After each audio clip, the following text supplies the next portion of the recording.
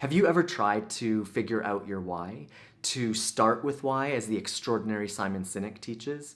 It's actually not very easy. Hold up, cut. Where did you find that video? All right, today we're gonna pull apart and analyze my original TEDx video application and why it did not get me invited to speak on the TEDx stage.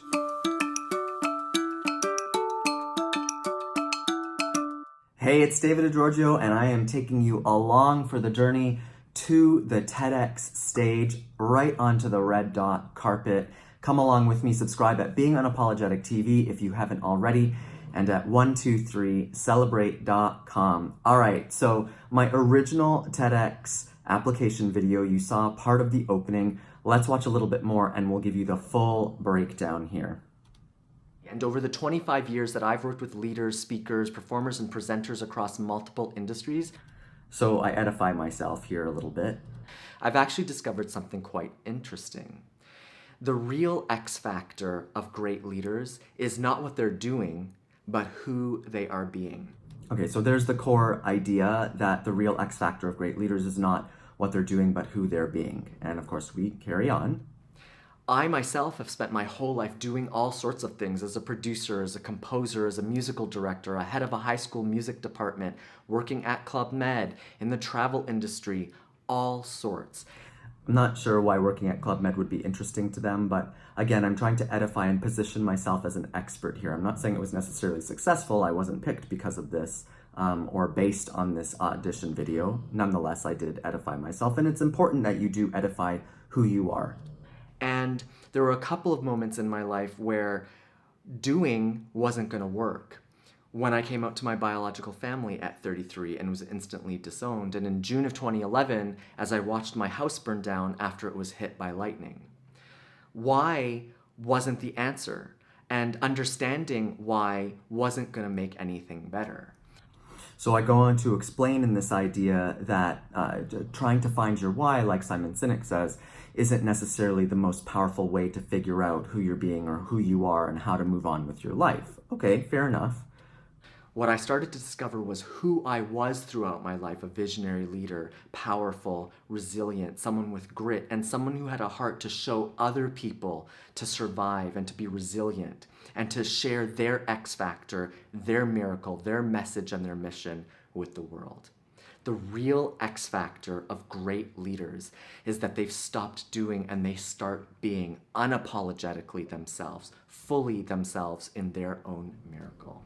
Okay, so there's the rest of the basic idea, and I just want to say, and I can't prove this for sure, but again, we know that this video did not get me an invitation. There could be too much branding in it, so the fact that I'm sitting in front of a monitor that has, my book cover on it, and there I just mentioned, that leaders are being unapologetic. I'm not saying that it's necessarily a bad thing, but a lot of organizers will steer away from any talks that are self-promotional. So it's just something to keep in mind. This video comes across a little bit as an advertisement for my brand. It's a little bit impossible to separate the idea from the brand because they are so closely tied. It's just something to think about. Let's just finish up the rest of the video here. It would be such a great honor to share this idea with your TEDx audience. Okay, so nice and concise at the end there. Of course, you want to say the purpose of the video, that you would love to share your idea with the audience. And of course, what they're really looking for is the value to the audience. And that might be something I would say that's missing from this video is what is the real value to the audience? What do I want them to do about it? What's the so what factor, as I like to call it, for the audience? And how will it build up their community, their audience up? So, in a nutshell, that's a less than 2-minute video. In a nutshell, I share the idea. Maybe I go a little bit overboard on edifying myself and tying it too closely to my brand, which could make it look like that I'm trying to self-promote myself. Also, the idea isn't super concrete and super clear in the sense that one of the things that TEDx organizers steer away from also is the whole life coaching, the whole very non-concrete softer skills in life. Not to say that you can't do a talk on soft skills, it just has to be specific. The idea has to really present a problem and show the new way of thinking, the new transformation, the benefit, the solution.